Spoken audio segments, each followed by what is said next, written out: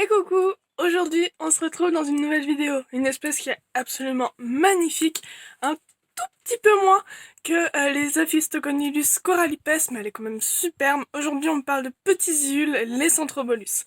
C'est parti! Bon, aujourd'hui, j'ai quand même l'honneur de vous présenter une espèce d'IUL qui est incroyablement belle. Peut-être pas autant que les Ophistoconilus corallipes, mais alors les Centrobolus splendidus, c'est quelque chose. Ils nous viennent du sud de l'Afrique, et on a de la chance qu'ils soient venus jusqu'à nous. Mais attention, ça ne veut pas dire qu'on va en voir dans toute la France. Dans ce cas-là, on relâche les bêtes. Absolument pas, on les garde chez soi dans un petit terrarium de 20 par 20. Un peu comme les Anadenobolus monilicornis où il y a eu la petite fiche d'élevage la semaine dernière ou la semaine d'avant, je ne sais plus exactement.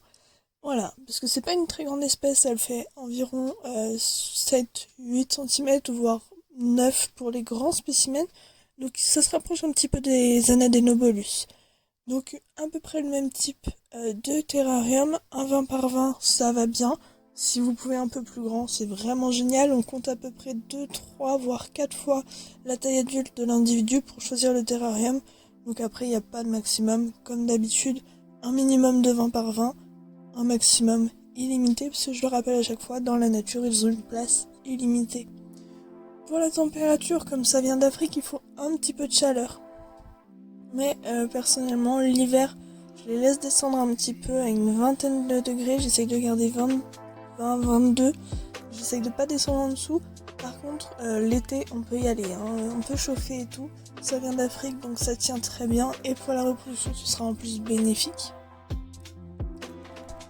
Même s'ils viennent d'Afrique, il faut pas un environnement sec. Il faut quand même un substrat plutôt humide. Un petit 60%, 70%, voire un peu plus si vous pouvez.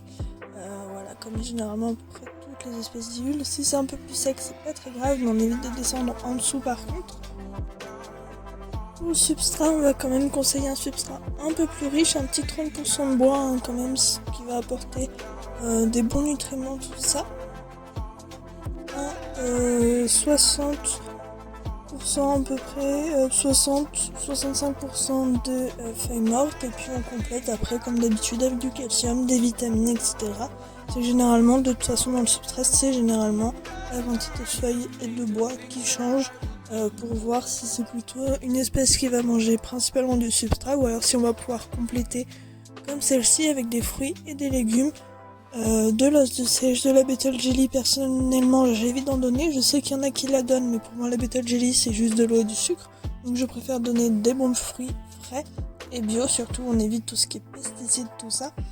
Mais vous pouvez donner un très large choix de fruits et légumes. On évite encore une fois tout ce qui est agrumes, c'est vraiment pas bon pour eux. Vous pouvez également donner des petits champignons. Voilà, vous vérifiez que ce soit pas toxique par contre avant. Et après, vous les donnez et ils vont se régaler parce qu'ils ne mangent pas que le substrat. Voilà, c'est une espèce qui aime bien varier sa petite nourriture. On en donne en petite quantité pour éviter de voir apparaître les acariens et les petits drosophiles, les petites mouches de merde, comme je le dis à chaque fois. Et puis voilà, c'est nickel. Une fois qu'il n'y en a plus, vous en mettez. Pour ajouter de la protéine, poisson ou viande, ou alors des petites paillettes pour poisson. Ils mangent bien de ça, donc vous pouvez leur en donner pour compléter. On finit comme d'habitude avec le point reproduction, parce que c'est une espèce qui est à la fois plutôt simple et à la fois complexe niveau repro. On va dire que avoir des accouplements, avoir quelques jeunes, c'est pas difficile. C'est surtout que c'est une espèce qui ne se reproduit pas énormément. On va avoir 10-15 jeunes, un peu plus parfois, mais c'est généralement pas des énormes quantités. Voilà, je suis pas mal de gens et pour moi la plus grosse repro que j'ai vue c'est une trentaine d'individus. Donc c'est une espèce où on va être envahi de jeunes. Mais quand même on arrive à la reproduire en captivité, même si c'est pas des quantités astronomiques, donc c'est une espèce qui reste pas mal pour les débutants s'ils veulent avoir un tout petit peu de repro et pas des quantités énormes comme les Ophistoconilus polleni par exemple, qui se reproduisent beaucoup. Voilà, j'ai déjà fait il y a très longtemps une vidéo sur cette espèce-là, je vous invite à aller la voir et qu'on fera sûrement une mise à jour très prochainement de cette vidéo-là. Et voilà. En tout cas, pour les centraux, on va faire une petite conclusion. C'est quand même une espèce qui est relativement simple, même si elle reste dans un budget par contre un peu cher. Ça fait partie des espèces qui sont dans le prix moyen entre 10 et 15 euros. Donc c'est une espèce qui peut s'avérer un petit peu chère à l'achat, mais vraiment elle est super sympa, donc ça vaut le coup de les mettre. Voilà, je pense qu'on a à peu près fait le tour là-dessus. Il y a quelques photos, puis la dernière photo c'est un individu adulte, voilà, qui fait environ 8 cm. Voilà, donc c'est une espèce facile, accessible aux débutants, un petit peu cher, mais vraiment magnifique. Donc lancez-vous, vous ne regretterez pas. A bientôt dans une prochaine vidéo. Salut!